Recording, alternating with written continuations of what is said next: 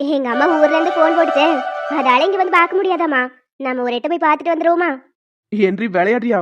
இப்பதான் பொங்கல் லீவ் முடிஞ்சு வேலை தொடங்கி இருக்கு. இதை விட்டு போட்டு ஊருக்கு போனுங்கிற?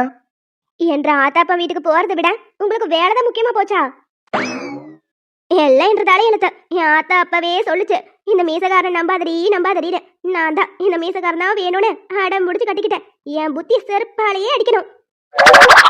அட என்ன பொண்ணு, இதுக்கு போய் என்னத்துக்கு இப்படி கோச்சுக்கிற? இப்ப என்ன, உன் ஆத்தா வீட்டுக்கு நீ போகணும், அவ்வளவுதானே? நீ போறியா இல்ல நானே கொண்டு போய் விட்டுட்டுமா? ஒண்ணு வேண்டாம், நானே போய்க்கிறேன். சரி போயிட்டு வா. இப்ப போறியா இல்ல காலையில போறியா? இப்பவே கிளம்புறேன். இப்பவே கிளம்புறதா இருந்தா துணியெல்லாம் எடுத்து வைக்கணும்ல. வா, நான் வேணா வந்து எடுத்து வைக்கிறேன். அதெல்லாம் ஒண்ணு வேண்டாம், ஏற்கனவே எடுத்து வச்சாச்சு.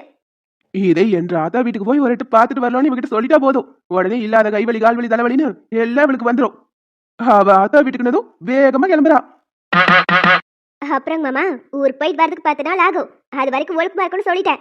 தேவையில்லாம பசங்களை கூட்டிட்டு வந்து சார் கடிக்கிற கூத்தடிக்கிற ஏதாவது பண்ணிட்டு இருந்தீங்கன்னு வைங்களேன், அப்புறம் என்ன பண்ணுவேன்னு எனக்கே தெரியாது. அட என்னடி அப்படி சொல்லிப்புட்ட? ஒன்ற தலைமையில சத்தியம் பண்ணதுல இருந்து இப்ப வரைக்கும் அந்த கர்மத்தை நான் தொடவே இல்ல. சரி, நான் போயிட்டு வரேன். சரி பேக்கு. என்னது? இல்லம்மா, ஊருக்கு போட்டல, அதான் பேக் எடுத்துட்டு போலியான்னு கேட்டேன். அதெல்லாம் எங்களுக்கு தெரியும். வாசல்ல ஏற்கனவே பேக் எடுத்து வச்சாச்சு.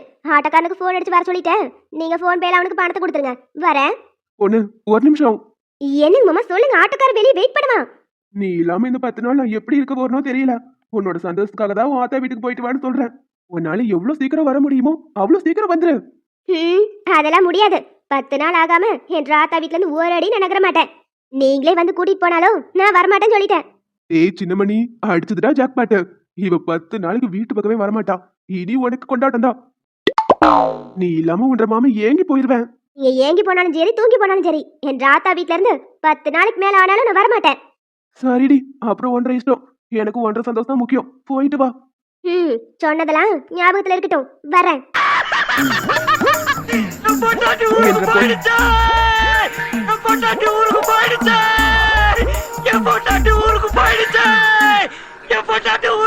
அடி அடி ஒரேடியா மூச்சு வாங்குது. இன்னும் 10 நாளைக்கு ஒரே கொண்டாட்டம் தான். இவகிட்ட உன் ஆத்தா வீட்டுக்கு போய் 10 நாள் இருடின்னு சொல்லியிருந்தா நிச்சயமா இருந்திருக்க மாட்டா. இங்கே இருந்து நம்ம உசுர எடுத்திருப்பா. எப்படியோ போகாதுன்னு சொன்னதும் நான் போயே திருவேன்னு ஒரேடியா போயிட்டா. இந்த சின்ராசையும் பழனி போன போட்டு வர சொல்லுவோம். இன்னைக்கு ஒரே பார்ட்டி தான். Where is the party? அது நம்ம வீட்ல பார்ட்டி. உன்னை பிரிஞ்சு நான் எப்படி இருக்க போறேன்? ஐயோ, நம்ம கிளம்பும் போது அந்த மனுஷன் ஃபீலிங்கா வேற பேசி போட்டாரே. 10 நாளைக்கு எப்படி விட்டு போட்டு இருக்க போறோம்? அவருக்கு சோறு குழம்பு பொங்கல் கூட தெரியாது. ஆகும், பேசாம வீட்டுக்கே திரும்பி போயிருவோம். என்ற ஆத்தா வீட்டுக்கு நான் கிளம்புனதோ நிச்சயமா அதை நினைச்சு ஃபீல் பண்ணிக்கிட்டு தான் உட்காந்துட்டு இருப்பாரு. இப்ப நம்மள பார்த்ததோ உண்மையாவே சந்தோஷப்பட போறாரு. என்னங்க? அடி எவன்டா அவன் என் பொண்டாட்டி குரல்ல மிமிக்ரி பண்றது? டேய் மச்சான், உன் பொறுத்தல பாரு, அது ஒன்று பொண்டாட்டி தான். என் பொண்டாட்டி ஊருக்கு போயிட்டா.